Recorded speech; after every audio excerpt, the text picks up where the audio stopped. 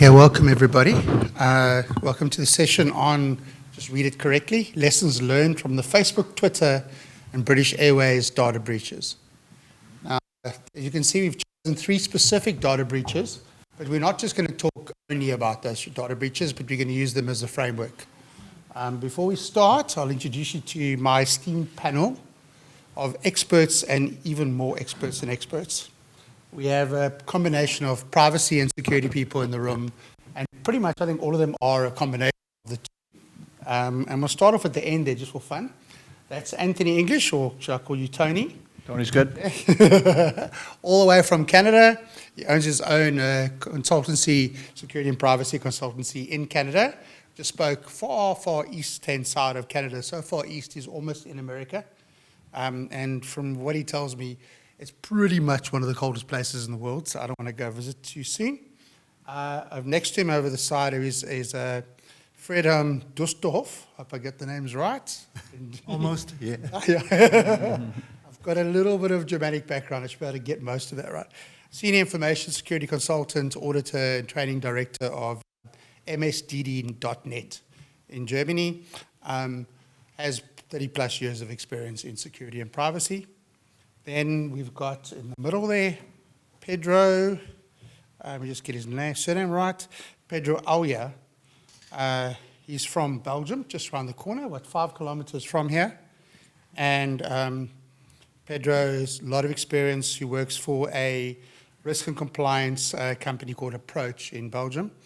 And he's DPO, EU representative, international organizations. Then next to him, in the middle, we have our ISF representative, Mark, also just clipping up and down too much, Mark Chaplin. Should be easy to remember, eh? Yeah. I went blank there for half a second. Mark's got also 30 plus years of experience working across different parts of risk management, security, and works currently for the ISF in London, eh? In London, yeah. Okay, cool. And finally, closest to me, I'm going to ask to start, is Dr. Ralph W., I have to get the W right, Szaldowski. Ralph is also 10 plus years of experience specifically in privacy, working as DPOs, and from what he tells me has done more than 500 audits, which is pretty impressive. I think if I had to do 500 audits, my eyes would start to turn green. Okay, so let's... The subject we're going to talk about, like I said, is about the breaches. I think the main thing, just pop down here, the main thing that I realized when researching these breaches is just the sheer massive amounts. And when you talk about Facebook and you put the word breach together, you have to say which one. Okay, I think I tracked down there's probably 6 or 7 different types of breaches for Facebook alone. The smallest one I could see was a couple 100,000 users, all the way through to the biggest one, which is Cambridge Analytica, which, is it a breach or not? Okay, well, it's a breach, but is it a data breach directly? And each one, they were talking about in the billions. If you've been onto, there's a really good site where you can see pictures, like little circles, to show the world's biggest breaches. And right near the top, by far, is Facebook, because then we're into the billions. It's literally every single person on the planet who uses Facebook was breached. Okay. Some of them are email addresses, some of them are phone numbers, and then some of them are all your sensitive personal information. And a combination of things like AWS breaches all the way through to actually like a person actually wanting to breach our information on purpose. Thank you, Mark Zuckerberg. The other breaches are a little bit more direct, caused by either people internally releasing information or by external parties such as hackers getting to them. Twitter, very nice, 32.8 million credentials on the dark web. So if you ever want to find anyone's credentials on Twitter, it's still on the dark web somewhere along the line. And my question, I suppose, to the panel when you talk about controls is, how many of those people do you think have actually changed their passwords by now? Which I think would be quite scary. We use a couple of these nice websites where we have our been pawned being the most obvious, where you can go and have a look to see if those passwords still exist. And when I go into have I been pawned, I'm on 3 major data breaches alone. It may be more now. And the one kept that password as it was, and I don't use that account anymore, and I just waited to see if anything happened of it. The rest immediately changed straight away. And most users that I see don't change their passwords, even though they're on that website. And of course, the big one in terms of the payment, well, Facebook, the penalty was massive, but the big one, most current one, is British Airways. So £18.3 million. That sum has also changed. We'll talk about what the exact fine is. But the company led to the breach of credit card information, names, addresses, travel bookings, details, and logins for around 500,000 customers. And the word, it said, why did that happen? Because they had poor security arrangements. Okay, a very nice general term that we'll talk about in more detail. Okay, so that ties into my first question. So I'm going to ask the panel, we're going to start off with Ralph. We're going to go Ralph, Mark, and Pedro for this question. But before we start, I do like interactive. I do like that you guys don't sit there the whole time and stare at us. So if you've got any questions, please put your hand up and at any time, okay? But what we'll do is when the panelists have stopped talking, we'll go to questions. So if anything Ralph says piques your interest, jump straight into it. I have got a slot for questions later, but I prefer to do the questions sooner. And if you guys want us to start talking about, let's keep it to the topic, but you want us to start talking about something which is a little bit different to what we've done, we're going to try and maneuver a little bit. Okay, so I would like us to be a little bit flexible, and I'd like you to ask questions. I don't want this to be just us talking to you. As most of you know, I think who's been my training courses, and probably a couple of the guys here, I like to more interactive stuff. Okay, so let's ask Ralph the first question. So in terms of preventative controls, what did we learn the most from these breaches in terms of controls that companies should be putting in place to prevent breaches? Wow, thanks for the opportunity. Now we run in my service company more than 500 audits in the past 10 years, no matter whether it's small companies or very, very large companies, international focus.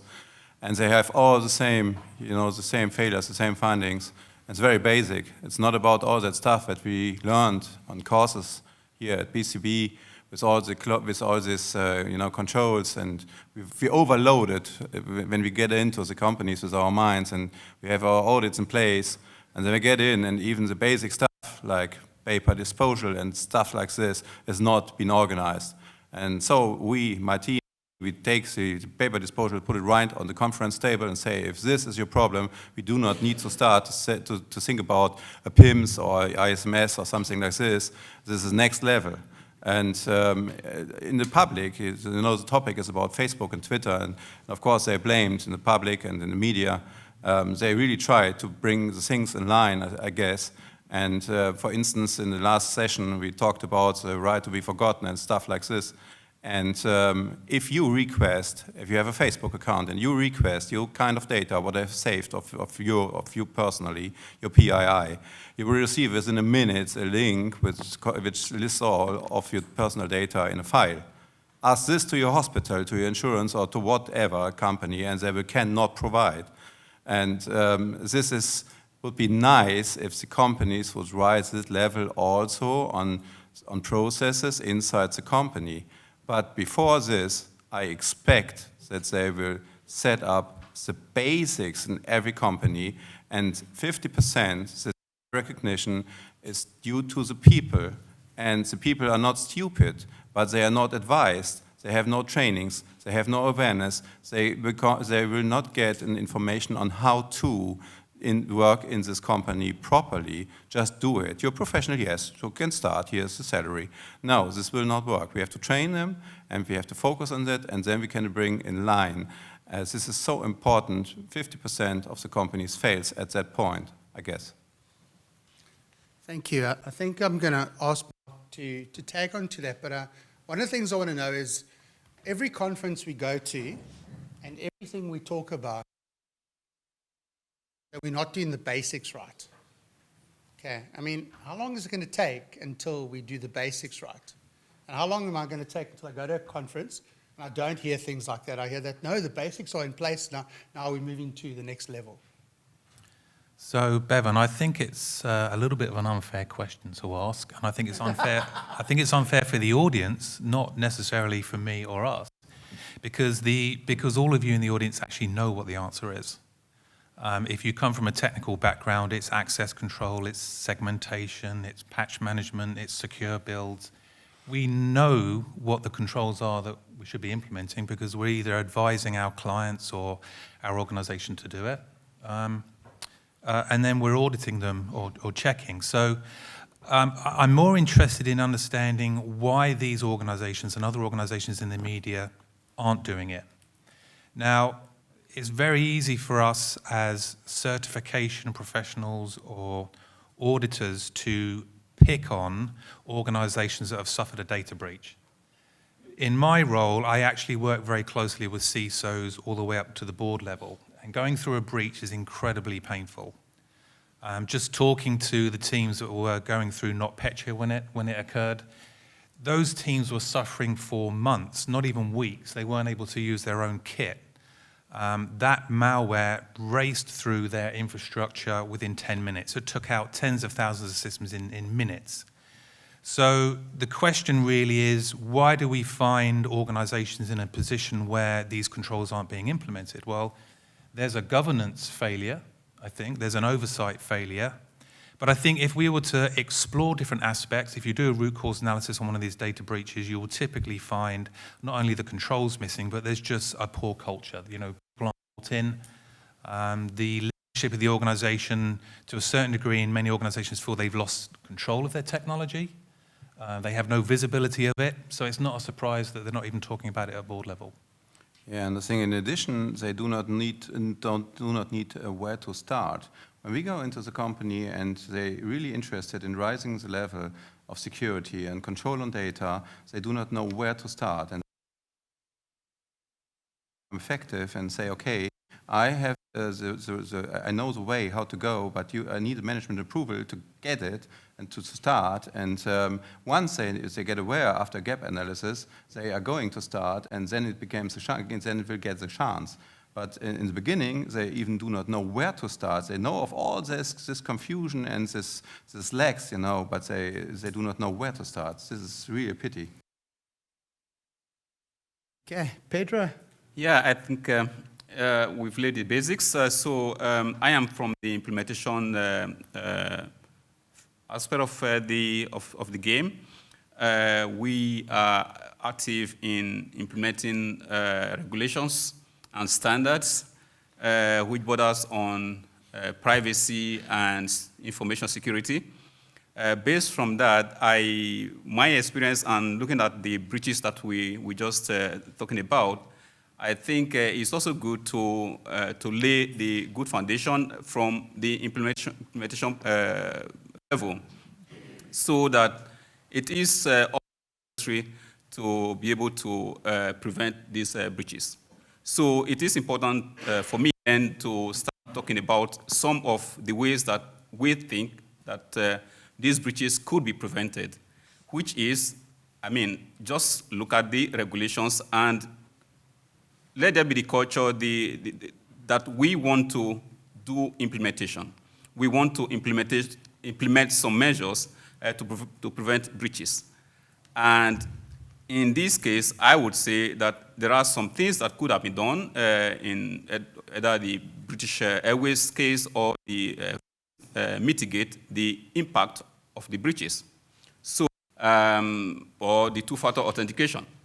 That is a measure that could, in fact, help if at all there is a breach or like your password is compromised, then if you activated, for example, your second factor authenticator, that you, as a user, would get, for example, an alert to confirm whether or not you are actually the one accessing your data. So this is one basic thing, one basic measure that could, in fact, address or help to prevent some of these breaches going to the extent that it goes.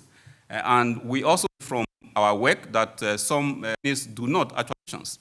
So they may have implemented ISMS, for example.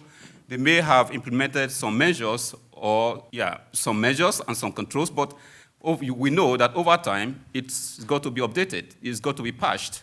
And this, in some cases, or in many cases, is not happening. And this is also a way that I think some of the breaches could be prevented. And if we look at the Facebook case, like it's been said by the moderator, that there was a poor security arrangement and maybe not being alert and monitoring what is going on the platform. So that if this was implemented, monitoring, and then I think the impact of the breach would not have been as much as it was. I am not saying that we can totally eliminate threat or risk, but there are these measures that I've mentioned and many others that could actually help to prevent some of the breaches that we have. Thank you very Can much. I just say one thing quickly, because I want to come to the defense of the CISOs, because I've kind of come from that background and attacked them. And I was talking to a CISO probably about 9 months ago, who's actually a friend of mine. And he said, in an audience like this, he says, Mark, it's too complicated. It's too complicated to patch. I can't keep the systems up to date enough. And within about 3 months, they had a major breach, which was in the media. So I also think it's important. I know there's a CISO sitting down there at the end of the table. I think, it's easy to say these systems aren't being patched, but it is incredibly difficult, particularly for these large, complex organizations. Absolutely. Yeah, Tony, you want to add to that? Or Yeah, it's the technical knowledge as well. I run into a lot of security professionals these days who have done security training but don't have any technical background, and that really makes it difficult to vision quickly and address the issue. Because if you don't get the technical piece, if you haven't got that yourself or someone nearby who has that, you're going to miss the point of the breach and how it happened and why. And you probably aren't going to plug the holes effectively in the end. You'll still have an issue. So I think that technical knowledge, even at the CISO level, you have to have some of that in your bloodstream. If you don't have it, learn it, because you'll need it at some point in your career. I mean, if you look at the Facebook case, that you see that Facebook actually didn't know or wouldn't be able to say exactly what happened on their platform, then I think you come to the point that there wasn't monitoring going on. What we're doing in our implementation of this information security and also automating it so that when there are incidents or when you are able to actually follow what is going on your platform at all, then it becomes like everybody is able to do what it's able to do, or what is intended to do, and go away with it for a long time. So this is what we are saying, that from the whole process, taking Facebook, for example, there wasn't active monitoring going on that platform. Yeah, that's a good point too, Pedro, about how you respond. The one thing I always hate to hear is everyone has to have sense of urgency in these situations. Sense of urgency is the best way ever to do something wrong. If you're panicking and you're not thinking, you'll do it incorrectly. In my days in law enforcement, it was a panicky guy you didn't want next to you with a gun, because that's the first level head with you. You want the same thing in security. When you work in information security, you want to stay calm. You want to respond to things in a structured way. okay, Freedom, I think we'll jump into that. It's perfect talking about incidents learned, lessons learned from incident response and from things that happened in the breaches. Yeah. So it's pretty much linked to the first topic we were discussing, like what if you're an information security or data privacy professional, you usually see that just the basic things are not implemented, and you're asking yourself, why is this the case? It's just obvious what should be done in that matter, but it hasn't. So one excuse you might hear is, it is rather complex. But we are dealing with a lot of complex things. We can do that. And the usual way of dealing with those is to prioritize things. Okay. So maybe we see an incident related to a technical problem. And we have learned that technical problems can be fixed by technical means. If we have an organizational problem, we have an organizational solution for that. What not works is fixing a technical problem with an organizational solution, vice versa. So that are just the basics. So when I did a kind of root cause analysis, why is here the case that so much needed things aren't being done, I came down to two major aspects, and maybe there are more. One is the problem with the risk culture in organizations. What I mean with this is people are inherently fearing about risks. They don't want to hear about risk. If you are the guy who has spotted some weakness or some threat somewhere which could get into a problem for the organization, then it's very likely that you get killed. It was already said that case in ancient times. Don't shoot the messenger, right? So there's a reporting problem about risk. And due to legislation, I think, to a big part, if you bring up a risk to management, and it is really a risk, they have to act on. And of course, yeah, they don't like to spend money on those things which are somewhere in the future and might or might not happen and that kind of stuff. That leads me to the second aspect. And that is, I don't know, any of you have already done some sort of risk assessment?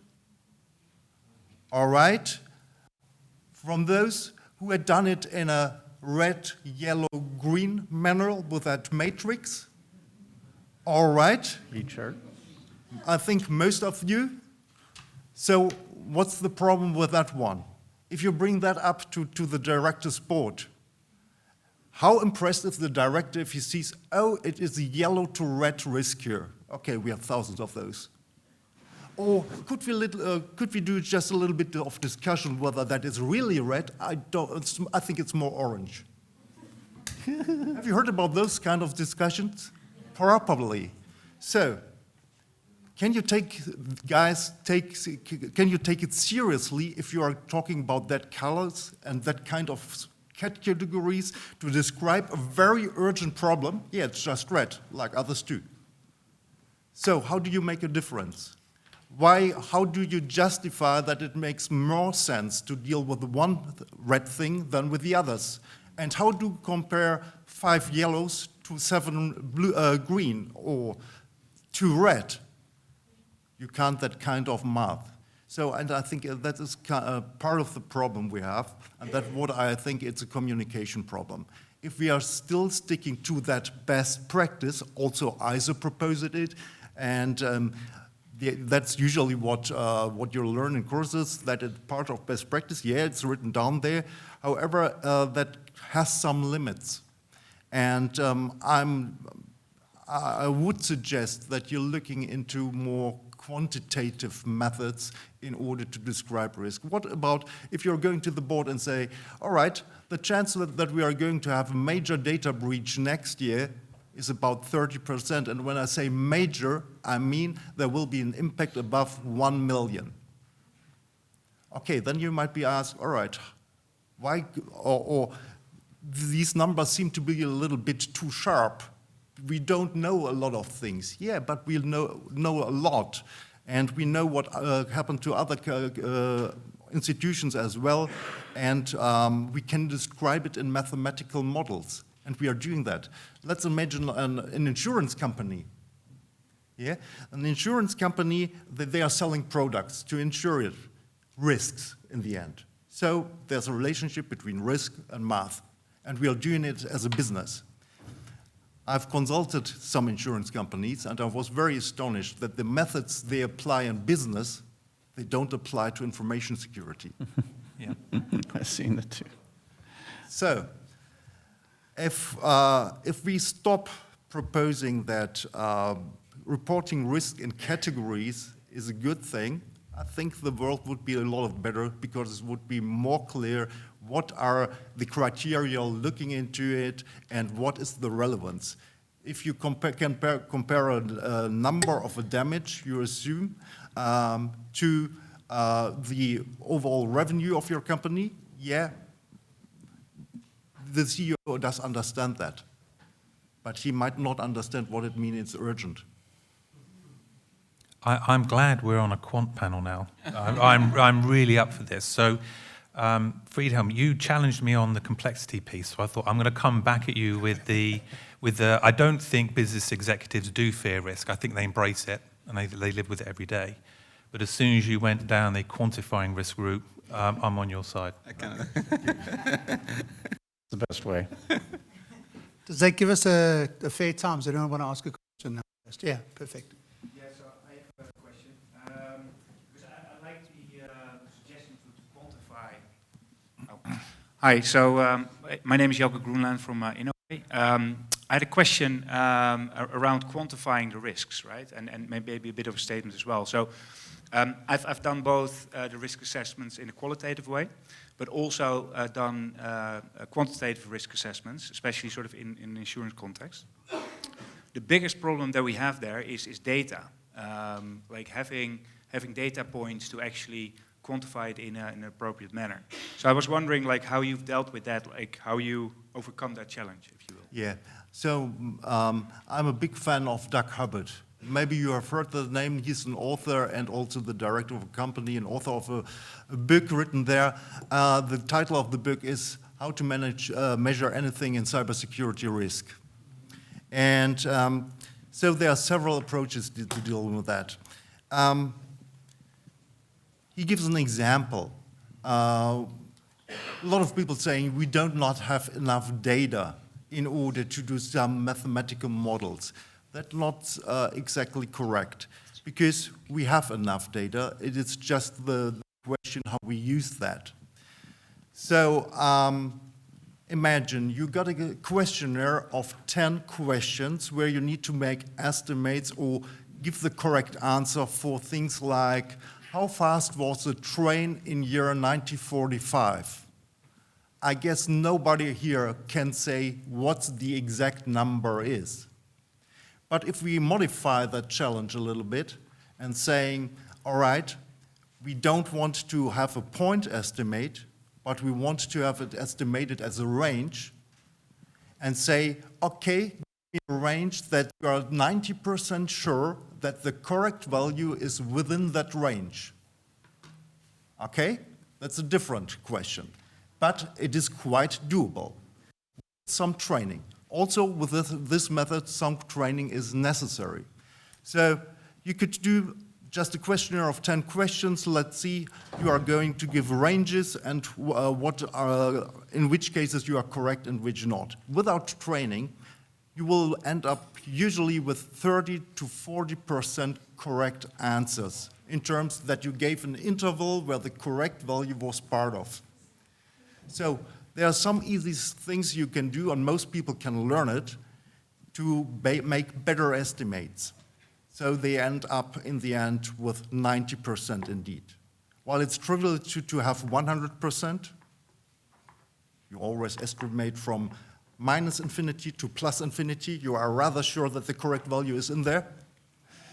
The more challenging thing is to get to 90% that's possible. So if you are having it done as an interval, you can have a mathematical model like a distribution that gives more details. And you can draw from these distribution and do mathematical operations.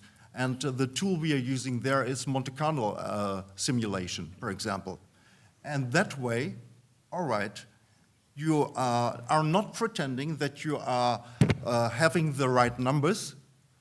You are just giving ranges where you're rather sure that these are 90% intervals, and in the end, you come up with a range of answers and say, the most likely value we have to look at or face here is in that area. So are you as okay with that range? And that way it works.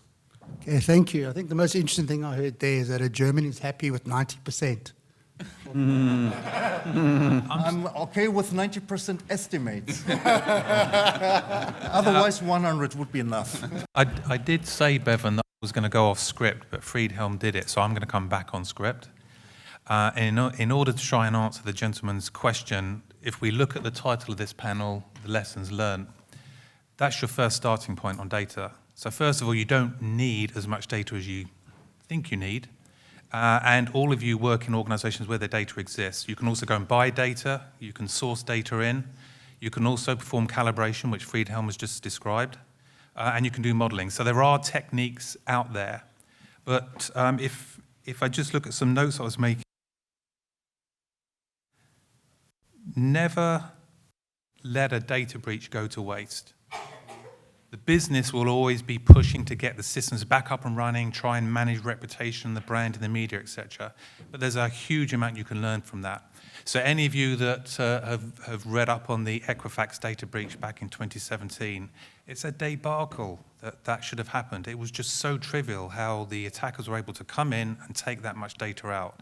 I think, what, half of the American population had data taken.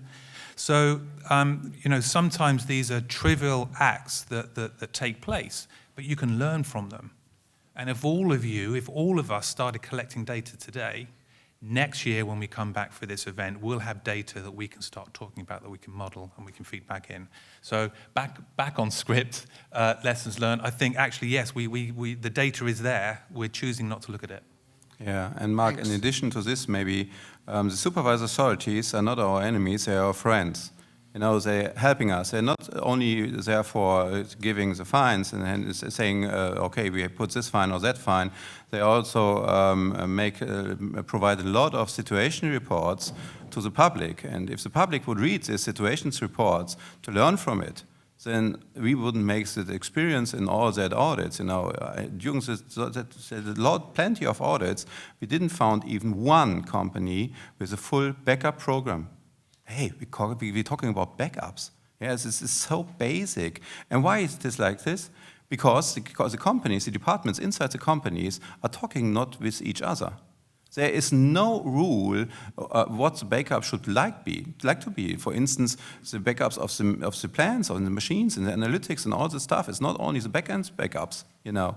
And this is quite a pity. Companies are losing a lot of data, and in that case, when we talk from the perspective of a data protection officer to leading people in the companies, to C-levels, they really agree when we say, okay, the loss of data means the loss of money, and finally the loss of jobs, and this means the future of the people, and they understand this. And if you focus on this, then you have GDPR on the back and not in the front, and the people will agree and say, okay, Ralph, let's start. And finally, everything has a chance to improve. So don't take the big picture, start with small steps, read the issue with a good auditor. I just want to ask a question. Has any one of you in here been involved in a big data breach before? Like something significant? No. You guys are quite lucky, it looks like. Okay, so just to touch on what Mark said there about don't let a data breach or a major incident go to waste. You know, I was involved in Qatar just after Aramco profile. And the major risk for the oil company that I worked with there, or the gas company, okay, and we did a risk assessment 6 months before, and cyber didn't even get out of the 5 scoring rating. And they laughed at us. They said, cyber will never get to $1 billion. Aramco happened 6 months later. Aramco is a $1 billion incident. Okay. But when Aramco's breach happened, or when Aramco's attack happened, collateral damage was they took out literally half of the Middle East at the same time. A company that I worked with in Qatar, plus 2 other affiliated companies were taken. $1 billion incident that didn't happen to us, that happened to our sister company. But because it happened to our sister company, suddenly we had investment. Suddenly we had support. Suddenly the board were listening. I presented to 50 different guys on the board with a couple of sheiks sitting in the corner, and I showed them the front page of the New York Times to show them about the Bank of America breach. That's how you get support. When you have a breach, jump on it. When you have a security incident, jump on it, because you're going to get the support you seriously need. Okay. Yeah, if I may join you there, I think that makes sense, because what we see is that in companies where you've got a data breach, there is the possibility that you're going to get another one quickly, especially if it's from an attack. And even if it's internal due to human error, and that is not corrected, there is going to be more and more. That's what you see, for example, in the case of Twitter. Some mostly human errors. Some data is supposed to be hashed, it's not hashed, and it's just say stored or something. So, and then you get more of that kind of human errors. And then in cases where you have already gotten a breach, you get more. So that means that if you got a breach, then you have to really, at that point, not only come back to business as usual or restore your business, but then you really have to look into your systems to see where there are vulnerabilities so that you are going to take the necessary actions, because the chance that it's going to happen again is very, very strong. Great. So there's a question about the regulatory impact and fines and breaches and things. Tony, specifically, I mean, North America, but also Europe, after these breaches, there were a lot of fines. Where do you see that going? Do you see that the fines are going to become a bigger thing? Do you see that it's going to, that was just a scare, it's going to go down? Where's this going to go? Yeah. In Canada, we don't care about GDPR fines. I'm kidding. We care a lot. I've done some consulting for a major oil and gas company based out of Canada. They have interests globally. They just bought a major refinery in Ireland, if you know who they are. They have concerns about GDPR. Because now that they're across the Atlantic, they have data that flows back into their databases that doesn't belong to Canadians anymore, or Americans. It belongs to European Union members. So their worries about GDPR escalated within 3 months of buying that refinery. So they immediately required that all their suppliers also prove compliance to GDPR. So we started auditing their third-party suppliers, and it's shocking how many of them had no idea what GDPR was or how to spell it. So we brought them to the well of privacy and helped them to drink that Kool-Aid with us. But the risk really for them, for this company, the worry was about the fines. They weren't even concerned about the public exposure because they knew they could bounce back from that. They make oil and gas products. How is it going to hurt them long term? Probably not. They don't care. But they do care about the money. So for them, the prime motivator for the work was the money to get compliant. So I think it's companies that want to stay in business and don't want to lose money for no good reason will start to get compliant. So I think it's a good thing. Yeah, same in Germany. I think the German supervisor, data protection supervisor Ulrich Kelber, just announced 2 weeks ago that he want to increase significantly the level of fines in Germany as well. If you compare it in the international level and you look on tools like GDPR Enforcement Tracker and others, the fines in Germany still stay on a very low level actually. And the whole scenery with the data protection officers in Germany looking forward that the fines are getting higher. But this only applies to maybe companies who comes into public with the breaches. There are 1,000 breaches every day and expect that a breach will happen, and depends on how you're going to handle them and what are you going to learn out of them. And I can encourage you all, read the report on the breaches, read the issue reports from supervised authorities, fix it in your own company, and then you're on a good way, on a first good way. This is not a final way. And later on, you can bring all by 2001, brand new 27701, that helps you to implement PIMS, Privacy Impact Management System. Not privacy, what is Information management. Private Information Management System. That helps a lot, bringing the controller and processor in line. You know, a lot of breaches happen on the information transfer from A to B, and when you involve the kind of processor, setting up a PIM system will help you, and this is the first step in the right direction to fulfill the requirements by GDPR. And we've also implemented big fines in Canada now too, under our national PIPEDA Act, it's called, for privacy. Right. So there is a push in Canada to kind of follow GDPR's lead in that regard. Good to know. Anti-doping organizations and the place also in Canada, the WADA organization, and Yeah, sometimes in Germany we fear about all the data of the athletics, for instance. What's going to happen? Transferring them to Canada. Well, I mean, I think, whether the fine is going to get higher or not, I don't. I think I was in the previous session, and a good point was made there that how much the fine is not really going to be the motivator to implement or to comply, which I kind of agree with. But I think what we see now is that there is significant support from the public for the actions of the supervisory authorities. The numbers showing that the public is actually in support of it. If we look at the BA fine, significant number is saying that it's actually not, it's too low. The ICO could have gone up to 4%, but chose 1.5%. But I think with all that momentum behind the supervisory authority, we are going to see that they are going to implement or to enforce more and more. But from the previous session, it was rightly said, it should be that fine should be, there should be some fine, but go after it and find a mechanism to go after it to see that the companies actually comply. I think that is what I find very interesting. Moderate fine is fine, but then take some measures to follow that fine up to see that there is implementation. There is, I understand from good sources that there is a much bigger one coming probably in the next month. Much bigger than what? In Facebook or than British Airways? The BA. Okay. Yeah, all right. So, I think fines are. I was going to ask if any other questions over here. Sorry. Just quickly. Anybody else? Yeah. Yeah, so,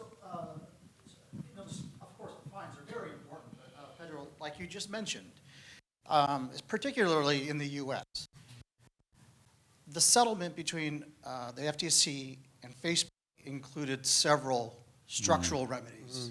It also included the requirement to appoint, for example, a privacy steering committee. What kind of insights can we glean from, these additional requirements? I think that's a great question. I'm going to ask one of the guys to answer it now, but I wanted to touch on to that. That, for me, is the most interesting thing about the Facebook fine, was that aspect added on to it, which I haven't seen many others use before. Yeah, it's a crazy thing you have to tell them to do that, though. Isn't that nuts? Some of it, yeah. An organization that size that handles data that way, that they have to tell them, you need to handle privacy somehow. But they ignored that completely. And you look at the root causes that came out from the assessment of that breach, they had no control over third-party relationships. Zero. Oh, they said they did, but they really didn't. They didn't manage those third-party relationships or how the data was flowing. It's crazy talk. It's like handing the keys to your car over to someone you don't know and then walking away and hoping they don't lose it or drive it away on you or sell it or something. It's just not a smart way to operate. But they also realized that they weren't testing anything. So they said they had security measures, but they never proved it. So that kind of thinking in an organization like that, the only thing that came to my mind that made me think that the cause of that could be ascertained was it was started by a kid in college. And I thought maybe that same mentality carried through. Let's get together for beers and we'll build a company. Beers and run the company. It just felt that way to me, that they had to tell them to do that. But that's a really good point. But I think from Europe, what we see is like that we have the regulations, we have the supervisory authorities, but we do not have certification for the companies. So a company could just hire a DPO and maybe write some policies and procedures if they do, and then like say I'm compliant, but that isn't it. So I think if we can move from the point of just having the regulation and then having the supervisory authorities, but a little bit further to having certification bodies, then I think that will go a long way. So that if we put in some measures or we take some steps this year, that there is going to be a surveillance like you have in ISO, where you have the surveillance audit after the certification and surveillance audit and then recertification, for example. That could help in ensuring that these companies actually comply and are actually practical in taking the steps that they should take. So I think that's one way to go about that. Okay, we've got another question over here.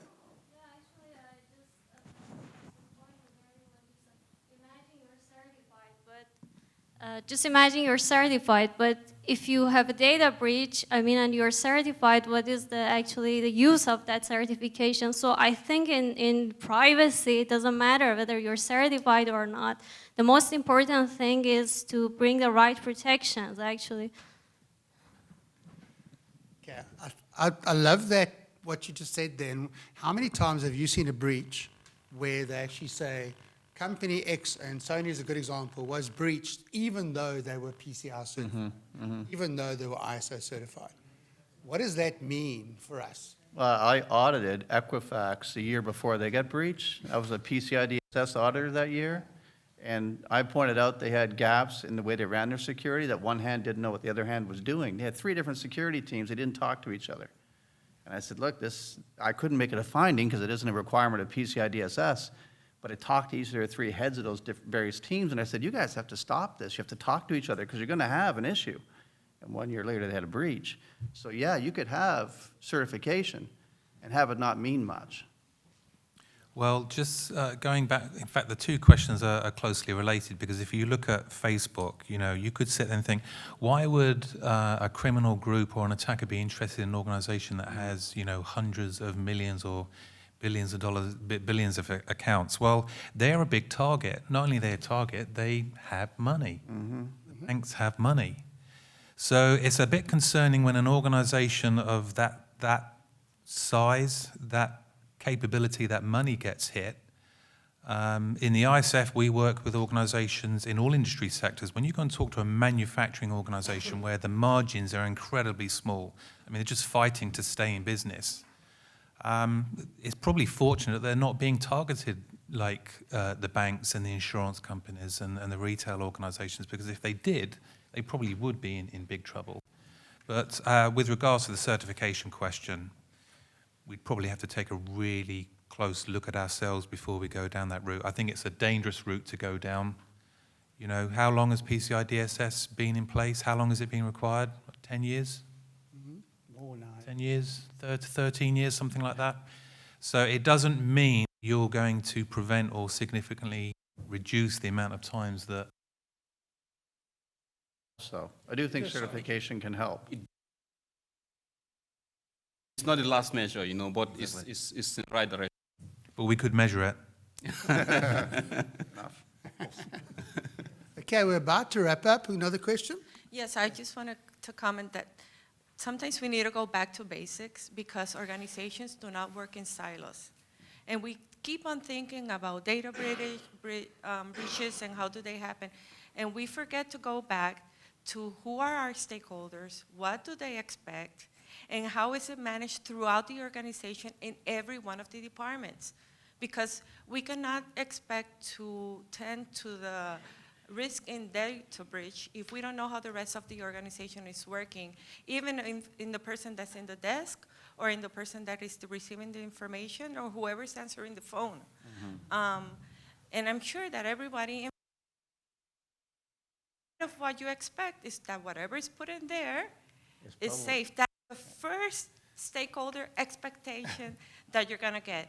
Well, then address it. But if you don't identify and start putting measures and see how throughout all the levels of the organization it is being addressed, then you're having a big problem because you're not tending to everybody's needs.